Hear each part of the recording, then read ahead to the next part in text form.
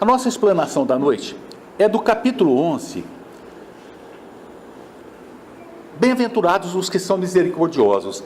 Nós sabemos que não existe a coincidência.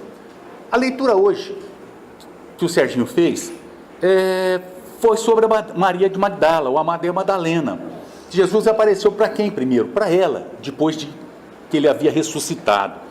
E uma das lições da noite hoje, desse capítulo, fala justamente de uma mulher que estava para ser apedrejada. E é o item 11:13 dessa lição, depois nós vamos voltar falando dos outros, que é não julgueis para não ser julgados.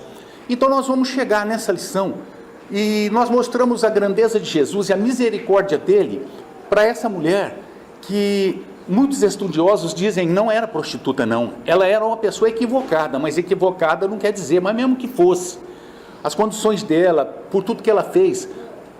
No nosso Novo Testamento nós temos duas grandes conversões para Cristo. Primeiro foi de Paulo e o depois de Maria de Magdala, que é a Maria Madalena.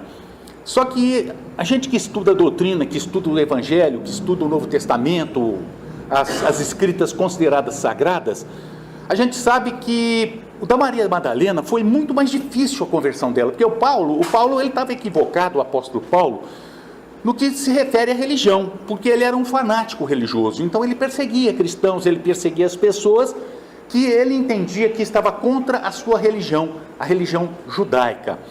Então ele foi mais por um erro vamos dizer, de objetivo do que de maldade, mas ela não, a conversão dela foi uma coisa maravilhosa, e ela não foi praticamente aceita nem pelos apóstolos de Jesus, e Jesus, tudo da vida dele era para exemplificar as coisas, era para mostrar, tudo para que essa lição corresse no decorrer dos séculos e séculos e chegasse até nós e fosse até o final dos tempos, que seria, por exemplo, na transição dos mundos primitivo, provas de expiação, regeneração, mundos felizes, mundos celestiais. Então Jesus, tudo que ele nos falou, ele exemplificava. Naquela época os animais valiam mais que a mulher, que as crianças. As mulheres não tinham nenhum valor. E para quem é que ele apareceu primeiro depois da sua ressurreição? Ele apareceu para Maria de Madalena, aquela mulher que era considerada equivocada. De acordo com o que nos é falado por Humberto de Campos, ele fala, eu salvo engano, no livro Pontos e Contos, ele conta a história da Maria de Madalena depois. É muito lindo, é emocionante. Eu nunca consegui chegar ao fim dessa história, porque eu sinceramente, eu me emociono, chego às lágrimas. Então não tenho como, eu não conto. Contei numa das explanações de Evangelho só até um ponto, não consegui mais para frente, que se eu fosse eu não ia conseguir. Então esse livro do Humberto Campos fala sobre ela, e fala da marginalização das mulheres e das crianças. E ela era marginalizada pelos próprios apóstolos, e quando no livro Atos não consta, mas nessa história que Humberto Campos fala, ela se ofereceu para o Pedro, que foi escolhido como vamos dizer, o líder naquela ocasião, se ofereceu a Pedro para acompanhá-los na divulgação da doutrina de Cristo, daquilo que Cristo tinha falado. Pedro não aceitou, e ela então não tinha para onde ir. Ela procurou as pessoas que ela conhecia anteriormente, ninguém mais lhe deu atenção, fecharam as portas para ela tinha muito dinheiro, depois tudo que ela tinha ela doou, ficou sem nada, e quando ela chegou para pedir às pessoas que às vezes tinham aproveitado dela, fecharam a porta. Ela queria trabalhar mesmo que fosse de criada nas casas. Aí ela foi seguir não sabia para onde ir. De repente ela ouve os sinos, alguns sinos tocando, e esses sinos, quando tocavam, eram os leprosos que estavam vindo. Então eles vinham batendo sino, vinha um na frente batendo sino para que as pessoas se afastassem, e eles não podiam passar perto das localidades, das comunidades. Então vinha batendo sino, e ela ouviu esse sino. Aí ela, para onde ir? Aí ela pegou e se ofereceu para seguir aquelas pessoas para o Vale dos Imundos, porque os leprosos naquela época, hoje é a doença de a hanseníase, eles eram encaminhados para alguns lugares isolados, separados da sociedade, e eram considerados como mortos. era a morte civil. A morte civil o que que era? Apagava-se da existência das pessoas aqueles leprosos. Davam baixas nos seus nomes como se realmente tivessem morrido, porque eles já não existiam mais para a sociedade, nem para o mundo. Maria de Madalena seguiu. Por que Maria de Madalena? Na verdade é Maria Magdala. Magdala é uma cidadezinha que era na volta as voltas lá do lago de Genezaré, que é o mar da Galileia. É uma das cidades. E as mulheres da cidade de Magdala eram chamadas de Madalenas. Nós não somos chamados de palmenses? Não temos nativitanos? Ela de Magdala era Madalena. Por isso Maria Madalena. Seguiu os leprosos. Ela seguiu os leprosos e começou a contar a história de Jesus para aquelas pessoas que estavam no Vale dos Imundos. E ela começou a mostrar para aquelas pessoas que existia sim um final feliz para os excluídos, para os marginalizados, para os aleijados, para os doentes, para a escória. Só que essa salvação, entre aspas, e esse mundo feliz não estava aqui. E Jesus veio trazer essa concepção desse novo mundo para esses desgraçados e desvalidos. E Maria de Madalena começou a trazer para essas pessoas essa mensagem de esperança naquele local. E quando ela começava as suas explanações, as suas falas, ela dizia: vocês, os leprosos. E um dia ela viu que começaram algumas manchas no corpo dela. E nesse dia ela chegou e falou: nós, os leprosos. Aí ela continuou falando de Jesus, até que a sua carne foi como que carcomida pela lepra. Mas ela tinha um sonho ainda: rever Maria de Nazaré, a mãe de Jesus, que estava morando em Éfeso com João. Foi morar com João lá em Éfeso. E aí vai contando a história da sua trajetória, ela indo escondida por causa da lepra. E aí no final vocês vão ler a história, porque eu já não consigo chegar no final. E a Maria de Madalena, dizem alguns historiadores que é ela, dessa que foram atirar pedra, mas não é. Essa era uma outra pessoa, era uma outra senhora, equivocada. E essa senhora, ela adulterou com um homem. Mas a lei de Moisés era muito rígida, machista, e condenava à morte, a pedradas, que era a lapidação, as adúlteras. Mas por incrível que pareça, não condenava os adúlteros, que adulteraram com aquela mulher. Então trouxeram aquela mulher naquele local, lotado de homens, com pedras nas mãos, e para testar Jesus, colocá-lo numa situação difícil, contra os judeus, disseram alguns doutores da lei, ou alguns mandados do Sinédrio: mestre, essa mulher adulterou. Diz a lei que ela tem que ser apedrejada. O que o senhor diz? Jesus se abaixou, começou a escrever no chão. Escrevia no chão e disse: aquele que estiver sem pecados, que atire a primeira pedra. Diz o Evangelho: todos foram saindo, começando pelos mais velhos até os mais jovens. Ficou Jesus e a mulher. E ele pergunta para ela: alguém te condenou? Ela responde: não, Senhor. E ele diz: eu também não te condeno. Vai e não erres mais. Toda vez que ele acudia uma pessoa, que ele salvava alguém, ou que ele curava, ele falava: vá e não erres mais. E depois de mais de 2000 anos é que nós entendemos essa mensagem de vá e não erres mais. Por quê? Porque nós sabemos que a cura, a nossa cura, ela é feita por nós mesmos. Toda doença que nós temos no nosso corpo físico é reflexo do nosso espírito doente. Se não foi nessa, é numa encarnação anterior que nós conseguimos, através dos nossos equívocos, trazer para o nosso corpo físico, que se fala somatizar, as nossas doenças. O que ele dizia? Ele curou.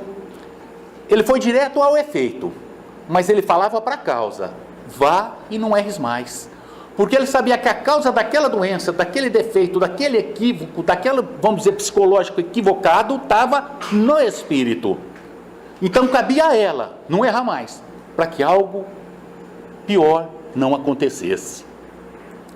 Então a gente vê que Jesus vem trazendo várias e várias lições. Só que no decorrer dos séculos foram confundidas algumas palavras que ele disse. Não se tem notícia de quais são, de onde estão os evangelhos originais dos evangelistas.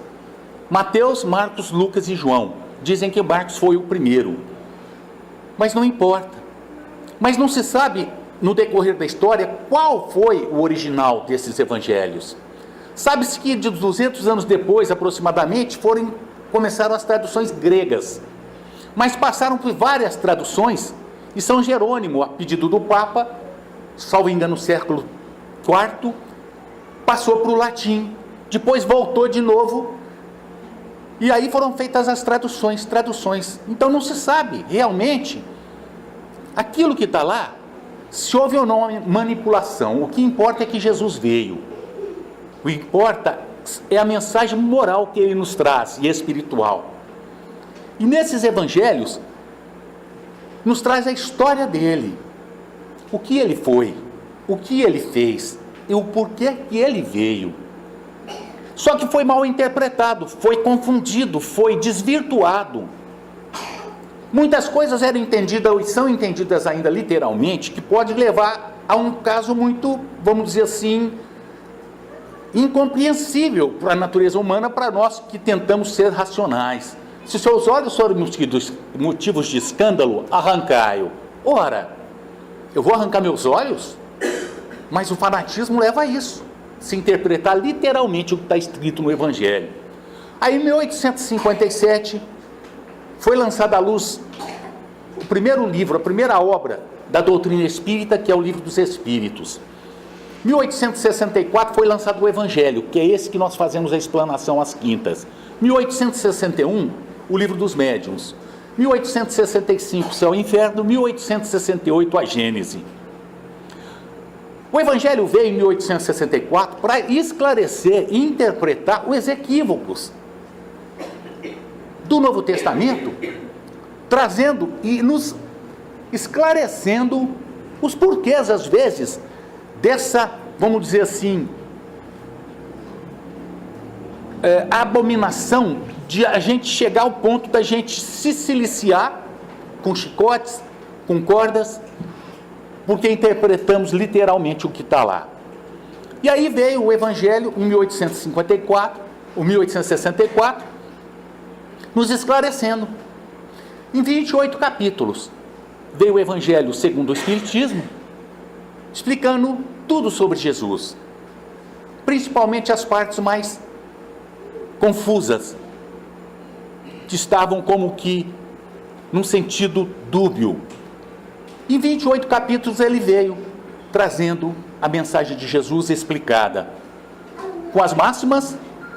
Depois das máximas, ele trazia as explicações de Kardec. Depois das explicações de Kardec, vem as instruções dos Espíritos. Nesse capítulo, nós temos 13 explicações de Kardec, e nós temos em torno de 7 instruções dos Espíritos. E aí vem nos explicando, perdoar para que Deus os perdoe. Por que perdoar para que Deus nos perdoe? Ora, nós normalmente, quando vamos orar,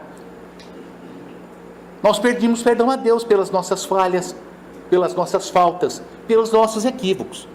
Mas atentem, só o perdão não adianta. A mudança de atitude que é o principal. O perdão é o começo, que já nos leva para o arrependimento, que é uma alavanca para que a gente possa, primeiro, reparar, expiar com a nossa própria consciência. Então a gente perdoa, pede perdão a Deus, mas aí nós temos um desafeto, e nós não conseguimos perdoar esse desafeto. Só que nesse caso nós nos esquecemos que esse desafeto também é filho de Deus, filho do mesmo Pai, daquele Pai que nós estamos pedindo perdão para as nossas ofensas. Mas nós nos esquecemos às vezes que naquela oração que foi ensinada por Jesus, que é o Pai Nosso, diz: perdoai as nossas ofensas, assim como nós perdoamos aquele que nos ofende. Perdoai para que Deus os perdoe. Como então esse nosso Pai, que é justo, vai atender o nosso perdão se eu não consigo perdoar? O perdão é uma coisa muito difícil, porque tem coisas que são feitas que a gente, em várias e várias encarnações, não consegue perdoar. Nós temos a reunião mediúnica, às quartas-feiras, fechada ao público, e a gente vê às vezes espíritos, 4, 5, 6 séculos, numa roda de vingança. Um, quando está encarnado, o outro persegue, quando aquele desencarna, a perseguição, isso vai por séculos e séculos, porque não souberam perdoar. E quando a gente começa a ver isso, fala: meu Deus, será que eu estou agindo como cristão? Será que eu tenho agido dentro do que Jesus me fala? É hora de pensar, quando nós rezamos o Pai Nosso. Mas e se eu não conseguir perdoar? Pelo menos que possamos desculpar e não querer revidar o mal para aquela pessoa. Não querer que ela chegue a uma situação de penúria moral, ou econômica, ou física, porque a gente, lá dentro de nós, diz: eu desculpei, eu perdoei. Mas quando acontece uma coisa dessa com aquela pessoa, nós nos rejubilamos. Então, se eu peço a Deus, o perdão é uma rota de 2 vias. Eu também tenho que perdoar. Se eu quero perdão, eu tenho que perdoar. Mas isso é exercício, no dia a dia. Nós temos que começar a fazer o trabalho com nós mesmos, de ir lapidando o nosso espírito, porque nós somos como diamantes, nós somos pedras preciosas. Muitas vezes a gente não se valoriza, mas nós somos pedras preciosas, nós somos filhos de Deus, herdeiros do universo. Olha a grandeza que nós somos, mas ainda nós não sabemos disso. E como nós somos filhos de Deus, nós temos essas potências de Deus dentro da gente. E se nós temos essas potências, é para que elas sejam desenvolvidas. Então eu tenho perdão dentro de mim, mas eu tenho que trabalhar para desenvolver o perdão. Então eu sei, a partir de agora, que o perdão está dentro de mim. É uma semente, mas eu tenho que trabalhar para aprender a perdoar. Começar desculpando as coisas. É um trabalho íntimo que deve ser feito pouco a pouco. É difícil. Principalmente quando nos pede o Evangelho para que a gente se reconcilie com o nosso adversário. Oh, mas eu vou reconciliar com o meu adversário se eu nem consigo perdoar esse adversário? A doutrina espírita vem e nos explica que, como eu disse agora anteriormente, essa roda de vingança e de ódio, às vezes vai por gerações e gerações, e séculos. E diz no próprio Evangelho que aquela máxima, morto o cão, acaba-se a raiva, não é verdadeira. Porque a gente desencarna, nosso espírito continua. E o espírito daquele nosso adversário continua. E se nós não soubermos perdoar, e não tivermos a grandeza de perdoar, nós vamos passar a persegui-lo após o nosso desencarne e ele continua encarnado. Ou o contrário, ou os dois desencarnados. É um jogo de forças. Por isso fala: reconcilia-se com o teu adversário, porque nós não sabemos a hora que nós vamos. Mas se o meu adversário não aceita, se aquela pessoa que é um desafeto não aceita o meu perdão, não aceita o meu pedido de perdão, porque é muita pretensão a gente: olha, eu vou te perdoar. Mas como eu vou te perdoar? Mas eu tenho que pedir. Mas se não tem como chegar naquela pessoa, o problema é dela. O meu problema é tentar me reconciliar com o meu adversário. O problema dela é aceitar o meu pedido de reconciliação. Se ela não aceitar, o problema é dela, porque na contabilidade divina está tudo demonstradinho corretamente. Eu tentei com sinceridade e com o coração puro me reconciliar com o meu adversário, ele não aceitou. Mas se o adversário quer se reconciliar com a gente e a gente não aceita, o problema é nosso. Porque se a gente desencarna, a nossa consciência ela triplica, centuplica os nossos sentidos e sentimentos. Nós vamos ver o erro que nós praticamos, mas aí já é tarde. E continua, mostrando Jesus o que devemos fazer.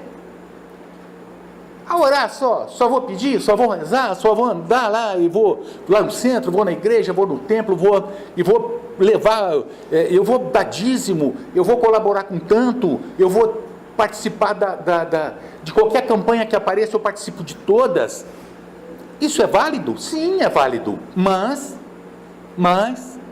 qual que é o sacrifício mais agradável a Deus? É isso que nós estamos fazendo? Não. Nos ensina Jesus, primeiramente, se eu for depositar a minha oferenda lá no templo, de acordo com o Evangelho, primeiro que eu vá e me reconcilie com o meu adversário. O sacrifício mais agradável é esse, dessas minhas más tendências, desses meus maus sentimentos, porque não adianta eu com o coração todo sujo, todo impuro, de maldade, de ódio e de rancor, chegar e falar, oh meu Deus, está aqui para o Senhor.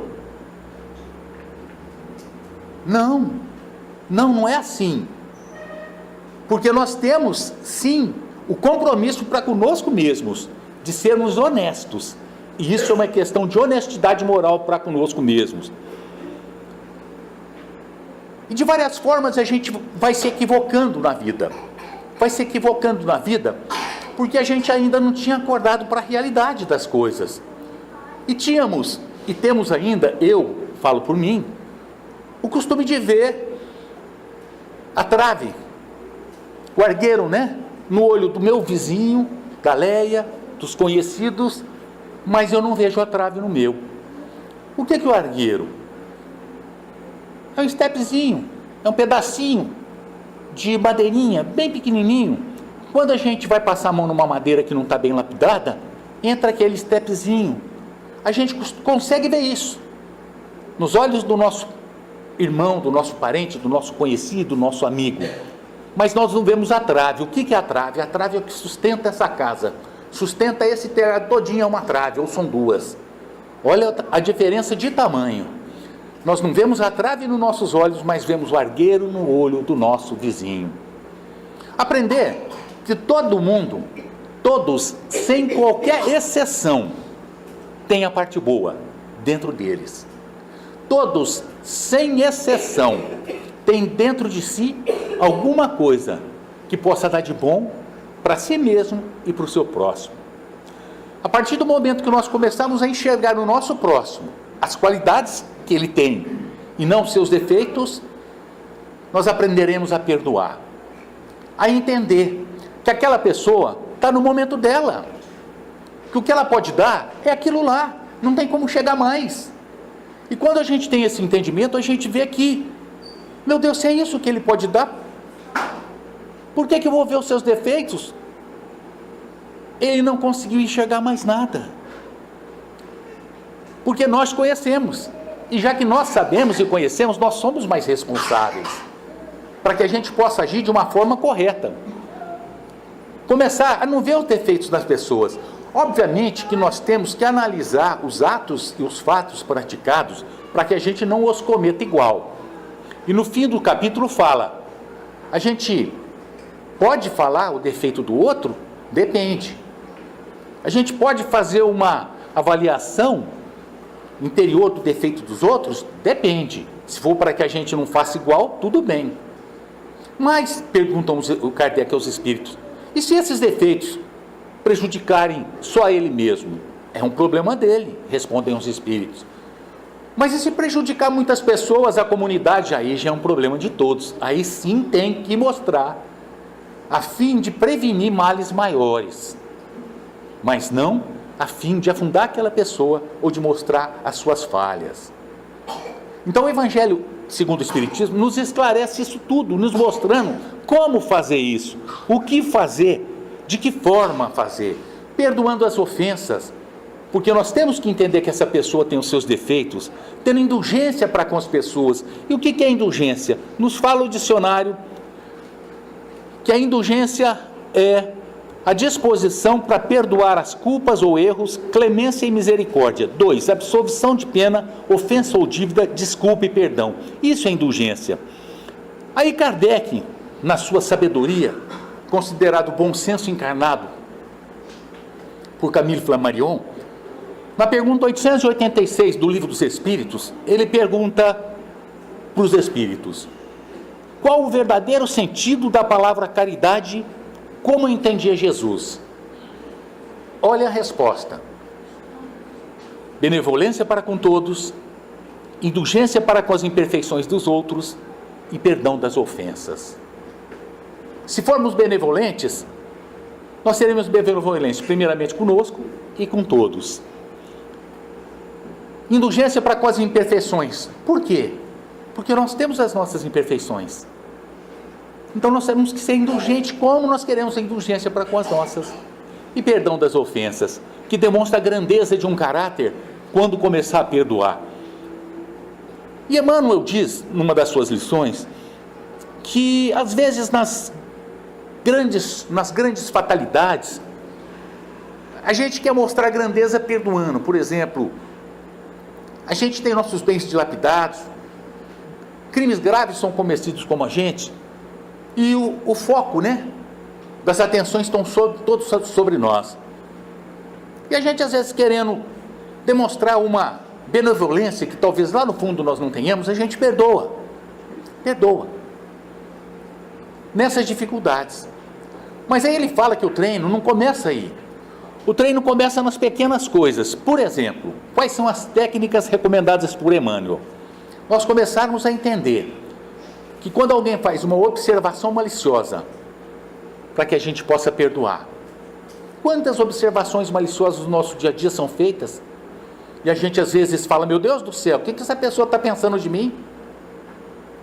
Mais uma vez, num dos livros do irmão X, Humberto de Campos, ele fala sobre Jesus, que quando voltou com seus apóstolos para Nazaré, o senhor sabe que Jesus em Nazaré depois não foi aceito, Ele não fez um milagre em Nazaré, porque, como diz no popular, santo de casa não faz milagre, e ele dizia: profeta não profetiza na sua cidade. Nazaré ele não conseguiu nada, porque todo mundo o conhecia, e começou a maledicência, e várias observações maliciosas a respeito de Jesus. Ele se calou, mas os seus apóstolos se rebelaram, bateram boca, e eles foram embora, e todos estranharam: como esse homem ficou quieto desse jeito se ele foi ofendido? Aí ele explica para eles: para que revidar o mal? Para que eu vou discutir uma coisa que eu sei que não sou, e se eu souber que eu sou, graças a Deus que eu tenho os inimigos, para mostrar as minhas falhas, para que eu possa melhorar. Por isso a importância dos inimigos na nossa vida, dos adversários. Mostra os nossos erros, porque os amigos, aquela pessoa que nos ama, às vezes não falam nada, mas o inimigo fala: você é isso. Aí eu vou e penso, paro e falo: realmente eu sou assim? Não sou assim, então deixa o inimigo para lá. Realmente eu sou assim? Sou assim. Falou: opa, então eu tenho que modificar. Jesus não deu atenção para essas observações maliciosas. É uma lição de Jesus para nós. Emmanuel diz ainda: referência pejorativa. Alguma pessoa começa a falar mal da gente e usar pejorativamente o nosso nome, uma série de coisas. Não dá atenção. Olha, não é fácil, mas é o treino. É o treino para aprender a perdoar. A gentileza recusada. A gente quer ser gentil com uma pessoa, vai apertar a mão, a pessoa vira as costas, tudo. Não dá mais, não se preocupe, é o treino do dia a dia.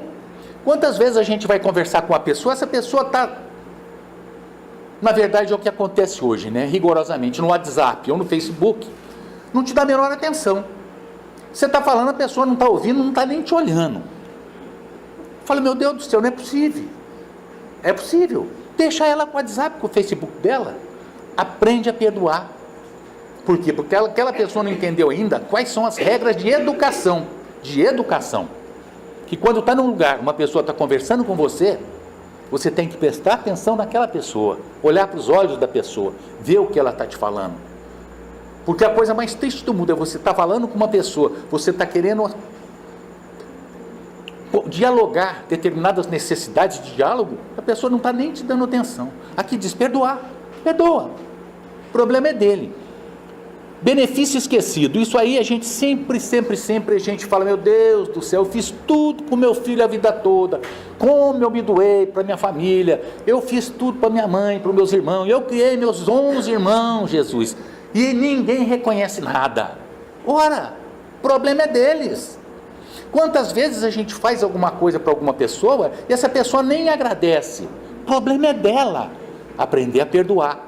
Mas também nós temos que entrar lá no fundo do nosso coração. Estou dizendo por mim, não pelos senhores.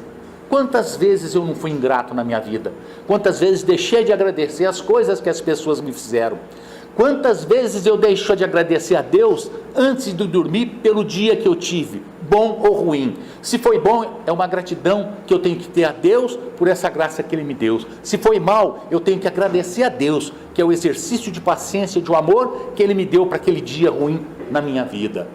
A gratidão que nós temos que ter pelas pessoas, pelos animais, pela natureza. O ar que a gente respira, quanto é que a gente paga? Nada. Nós já paramos para agradecer a Deus? Senhor, obrigado pelo ar que eu respiro, pela água que eu bebo, água encanada, pela energia elétrica que eu recebo na minha casa. São coisas que o homem, manuseando, ele fez com que levasse a nossa casa, mas está na natureza de Deus. Então agradecer, a gratidão. Mas infelizmente é uma realidade minha, eu não aprendi, mas eu vou aprender. O gesto áspero, mas nós nos perguntamos, aquela pessoa que às vezes está no trânsito e ela dá uma fechada na gente, a mãe dela é automaticamente vinda à nossa cabeça e a que mais sofre, não é? Daquela pessoa. Eu falo aquele, né? Mas o que está acontecendo dentro daquele carro? Será que tem alguém doente? A gente falou do WhatsApp e do Facebook, mas tem alguma coisa boa no WhatsApp e no Facebook. No Facebook, esses dias eu estava olhando um filminho de um garotinho que ficou doente e foi levado para o hospital. Não sei se foi apendicite, alguma coisa que explorou, que era uma coisa de urgência. Chegou no hospital, o médico que fazia cirurgia não estava. E o pai desesperado, brigando com a enfermeira, brigando com o pessoal da frente, brigando com todo mundo, brigando com... E o filho não estava sendo atendido, levaram para o centro cirúrgico, falou, espera que o médico está chegando, espera que o médico está chegando. O médico chegou e ele ouviu um monte de besteira desse pai, um monte de... que o pai falou que ele não tinha consideração nenhuma, que o filho dele, esse homem, estava morrendo lá no centro cirúrgico e ele deixou de atender, estava chegando quase o filho à beira da morte, ele pegou e não respondeu, entrou, atendeu, fez a cirurgia, saiu, o pai quis gritar com o médico, como é que foi? O médico saiu correndo, aí veio a enfermeira e falou, olha, correu tudo bem na cirurgia. Mas que falta de educação desse homem, que não parou para conversar comigo. A enfermeira chorando, falou para ele, o senhor sabe por que ele atrasou? Não, porque o filho dele sofreu um acidente e morreu. E ele estava no velório do filho, e quando ele foi chamado para emergência, ele veio para atender o seu filho e agora está voltando para o enterro. Olha só, gesto áspero, voz agressiva, nós não sabemos a situação que está aquela pessoa naquele momento, então nós temos que perdoar também, e nos calar na hora que nós temos que nos calar, porque se dermos aso a uma discussão, aquilo que poderia morrer naquele momento pode se tornar um evento muito sério. A gente vê na televisão, a gente vê nos noticiários mortes violentas que começaram de uma briga. O que mais acontece são brigas em bares, esfaqueamento, tiro. Com certeza, se estivessem na igreja, no centro, no templo, não aconteceria, mas não estão. Mas por quê? Começa uma discussão. Estão ambos bêbados, embriagados, não sabem se controlar. Aí eles começam a discutir, um xinga o outro, começa a ofender, aí trazem coisas lá do fundo do baú, e um começa a falar para o outro, e às vezes um que não tenha como segurar o seu ímpeto, esfaqueia e mata uma pessoa. De uma voz agressiva, de uma palavra mal falada. Nós podemos notar que quando nós estamos sóbrios, nós pensamos de uma maneira. Quando eventualmente alguma coisa que possa entorpecer, ou seja um remédio, ou seja o que é que for, a gente pensa diferente. E nesse momento, nós temos que calar. Chico Xavier dá uma receita, para que a gente não entre numa briga, numa discussão, e não fala uma besteira para uma pessoa. Quando você estiver a ponto de falar uma tremenda bobagem, põe água na sua boca. Conta até 10. Depois cospe, porque é veneno. Passa à vontade. de falar besteira, mas cospe, porque é veneno. Nós seguramos por 10 segundos. Olha, 10 segundos podem salvar uma vida. Então, aprender a fazer essas coisas. A pessoa, quando nos acusa, omissão, comentários maledicentes, desfeita inesperada, menosprezo em família, preterição sobre qualquer aspecto, recado impiedoso. Então, são várias coisinhas que acontecem no nosso dia a dia. No dia a dia, na nossa convivência, dentro da casa, dentro do trabalho, no âmbito social, no âmbito aqui do voluntariado. Acontece no dia a dia, porque nós somos pessoas diferentes, cada um tem um pensamento, cada um é uma individualidade que pensa de uma forma. Ninguém pensa como eu, como eu não vou pensar como ninguém. Então cada um tem a sua opinião. Darmos o nosso ponto de vista, a nossa opinião é uma coisa, brigarmos por ela já é outra coisa. Então nós temos o direito. E como nós queremos que aceitem a nossa, nós devemos aceitar que as pessoas também deem as suas opiniões, perdoando às vezes uma bobagem tremenda que pode ser falada, desde que não prejudique a ninguém. Então, uma vivência no dia a dia, aplicando o Evangelho de Jesus na nossa vida, aplicando ele dia e noite na nossa vida, nós vamos começar a treinar para perdoar, porque ele nos diz: olha, vos disseram olho por olho, dente por dente, mas eu vos digo, se alguém te bate numa face, dê a outra. Se alguém te faça o mal, não revide. Se alguém peça para que você caminhe 1000 passos, caminhe 2000. Porque a técnica é uma técnica para que a gente não fique doente. Não é nada para que a gente seja bonzinho para o próximo. Porque todos nós já adultos sabemos que quando nós estamos com raiva, ou com ódio, ou com alguma coisa, o estômago fica revirado. Só que se a gente alimentar esse ódio, essa raiva, isso aí vai se tornar uma doença, uma gastritezinha. A gente continua alimentando esse ódio dia a dia, da sociedade, da humanidade, das pessoas. Eu não acredito mais em ninguém, a vida não vale nada, os meus parentes não prestam, o meu serviço é ruim, eu ganho pouco, eu vou ser rebelde. Isso vai alimentando. Daí a pouco já é uma úlcera, mas eu continuo alimentando esse ódio. Olha a terapia de Jesus, do perdão terapia. Eu continuo alimentando esse ódio porque eu não soube perdoar, e continuo alimentando. Aí eu tenho ódio do médico porque não ajeitou a minha doença, eu tenho ódio de um parceiro que ele não entende a minha dor, eu tenho ódio tal, vira um câncer. Mas eu continuo alimentando esse ódio, que eu não soube perdoar, alimentando. Esse câncer, se tivesse cura, não vai ter mais, vai ser incurável. Por quê? Porque eu alimentei aquelas células cancerígenas com o meu ódio. Então Jesus, com a sua terapia do perdão, que eu acho que inventei agora esse nome, perdão terapia, nos ensina como não ficar doente. Quando uma pessoa está lá longe, tem um problema entre eles não têm nada a ver com a vida da gente, nos afeta? Não. Por quê? Tudo bem, mas nós começamos a aplicar isso no nosso dia a dia, dentro do nosso trabalho, dentro da nossa casa, não deixando nos afetar pelas agressões. É o perdão. Então são técnicas que, quando ele diz amai os vossos inimigos, aí a doutrina espírita nos explica que não é para ficar amando como se fosse um amigo, porque é impossível nós termos o mesmo sentimento que temos por um amigo, mas não revidar o mal, é isso que nos explica a doutrina, nós não vamos ficar doentes.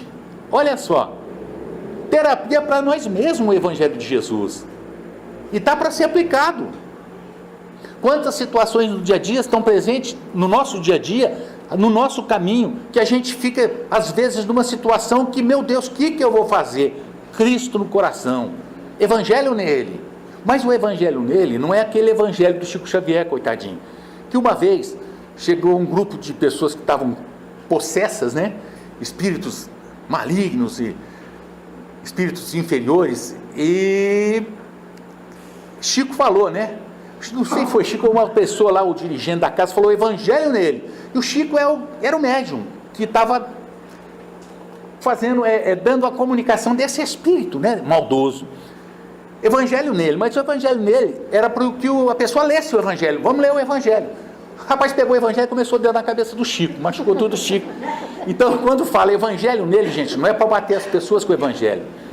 Evangelho nele, que é o Evangelho do nosso coração. No dia a dia, A partir do momento que a gente começar a usar Jesus no nosso dia a dia, pode ter certeza que essa terapia do perdão vai nos fazer muito bem. Essa terapia do perdão é que vai nos ajudar para que a gente possa entender a humanidade. E através da doutrina espírita que nos esclarece os porquês das coisas, de onde nós viemos, o que nós estamos fazendo aqui, por que eu estou com a Leia, por que eu tenho a Amanda como filha, por que eu trabalho em Porto Nacional, por que eu tenho um grupo de amigos, porque eu faço parte dessa casa espírita. E para onde eu vou, que eu sei que eu não vou morrer, que eu sei que a minha deficiência, oriunda de um acidente de trânsito, é passageira. Divaldo tem uma prece muito linda que ele diz: aqueles que não podem caminhar, obrigado, Senhor, porque eu sei que um dia ainda eles vão bailar. Essa doutrina me esclareceu isso, que eu sei que um dia a minha perna vai voltar, não é agora, porque agora eu não tenho condições, eu preciso dessa situação, que eu sei que a minha vida não vai acabar no túmulo, é muito mais. O que vai ficar no túmulo é esse corpo defeituoso, que vai para a terra, gerando outros corpos através dos seus elementos. Eu sei que eu sou filho de Deus, que eu não preciso mais nada do que esse conhecimento. Eu sou filho de Deus. Saber que tudo na vida passa, o Espírito permanece. De que Deus está no leme de todas as vidas e de todas as situações. E o caos aparente que hoje ocorre na nossa terra é por uma necessidade nossa, de crescimento espiritual. A doutrina nos mostra que nós somos imortais espíritos e que somos principalmente todos irmãos, filhos de Deus, e que nós devemos nos amar realmente como irmãos. Nos explica que a vida, ela é uma bênção, ela não é um castigo, que é um obstáculo que surge no nosso dia a dia para que a gente cresça para a luz, porque hoje nós colhemos o que nós plantamos no passado, e amanhã nós vamos colher o que nós plantamos hoje, ou plantarmos hoje. Nos explica que esses equívocos foram simples equívocos, mas que nós temos jeito, que nós não vamos para um céu por sermos bonzinhos, porque nós não somos bonzinhos, mas que também nós não vamos para o inferno por sermos malzinhos, porque nós não somos malzinhos, nós somos ignorantes, que agora estamos conhecendo a realidade da vida e das coisas, e que eu sei que por maiores erros que eu possa ter cometido na minha vida, eu ainda tenho jeito, ainda tenho solução. E que uma das terapias que foi trazida por Pedro, que Jesus provavelmente falava, era: o amor cobre multidão de pecados. E essa doutrina me esclarece sobre isso, dizendo que eu sou luz, explicando que Jesus falou: vós sois luzes, nós somos luzes. Nós só não conhecemos ainda essa grandeza nossa. Nós somos grandes, mas nós nos achamos pequenos. E a doutrina espírita nos explica isso tudo, que é uma bênção na nossa vida, que nos dá o consolo, que nos educa, que nos esclarece. Consolo nas horas de necessidade e de dor, esclarecimento dos porquês do meu sofrimento e da minha dor. E me educa para que eu não erre mais, ou erre um pouco menos do que eu erro hoje. E para que eu possa fazer de todas as leis e os profetas aquilo que nos disse Cristo, que veio lá do Velho Testamento: amar a Deus sobre todas as coisas e amar ao próximo como a mim mesmo, porque eu me amando, eu aprenderei a amar o meu próximo, me entendendo, sabendo das minhas deficiências e dificuldades e me aceitando como eu sou. Muito obrigado a todos, de ambos os lados da vida. Essa é a lição do Evangelho da noite. Muito obrigado, gente.